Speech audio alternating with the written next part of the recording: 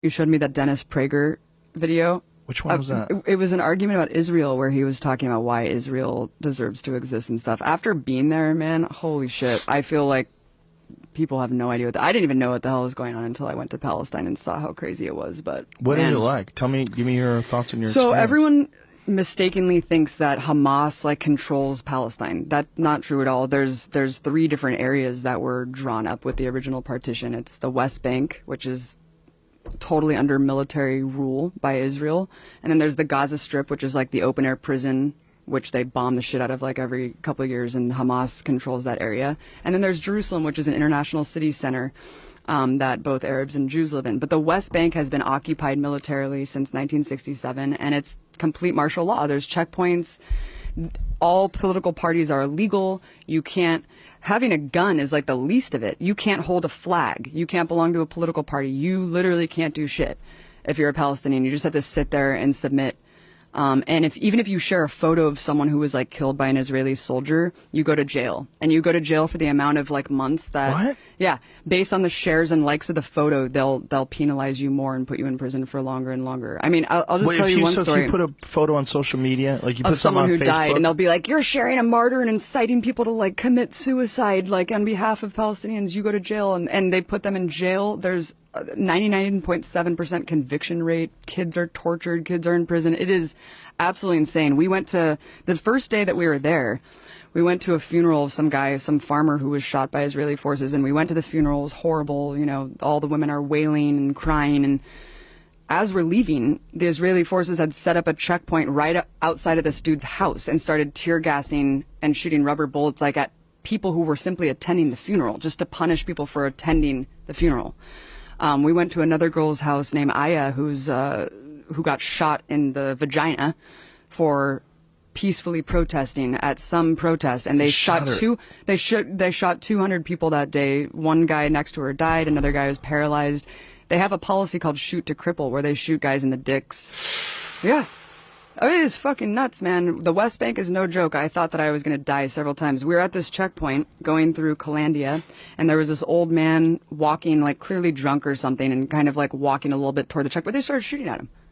Bullets are ricocheting off the thing. And my partner Mike, who was an invading soldier of Iraq, was just like, "We're gonna die. Like, they're shooting this guy. There's bullets ricocheting." It was absolutely insane. And as we go through the checkpoint, the soldier's like, "Hey, stay safe out there." And I was like, "Yeah, when you guys are arbitrarily shooting people." And the person who was driving us had just told us that a couple months prior to that, some woman, Palestinian woman, because you can't go to Jerusalem. Like, if you're Palestinian, there's like barely any Palestinians who are even allowed to go pray at the most holy site, the Dome of the Rock in Jerusalem. You can't go to the beach. You're just completely constricted in a prison, and you can't travel. And he was just telling us that months before we went through this checkpoint, someone was going through the checkpoint because they got a permit to go into Jerusalem, which is like a lifetime golden ticket, like Willy Wonka.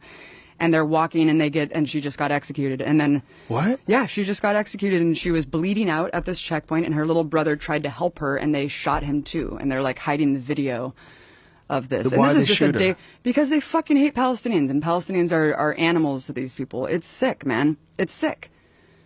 It's really, really sick, Joe. And I couldn't even get into Gaza. We were banned from going into this territory because I was told by the Israeli government that I was a propagandist and that I was like an enemy agent, and so I wasn't allowed to go into Gaza. So Gaza's hell, but the West Bank is under martial law, and everything's illegal, and you can't do a goddamn thing. And it's super cool. Like, we went to this place called Ramallah that was just like Oakland, where they're smoking weed. There's like openly gay people there. Like, it's just completely different than what people think of Palestine, you know? People think of it as just a bunch of people with turbans on blowing themselves And up. Hamas is like, you elected Hamas. And like, well, Hamas doesn't want Israel to exist. It's like, well, actually, Hamas is controlling this one area for a reason, because it was built as this surplus when Israel was created. Millions of refugees were put miles away from the homes that they were ethnically cleansed from and put into refugee camps in Gaza. And when the Israeli military wanted more and more land, by the way, all settlements in Israel are illegal.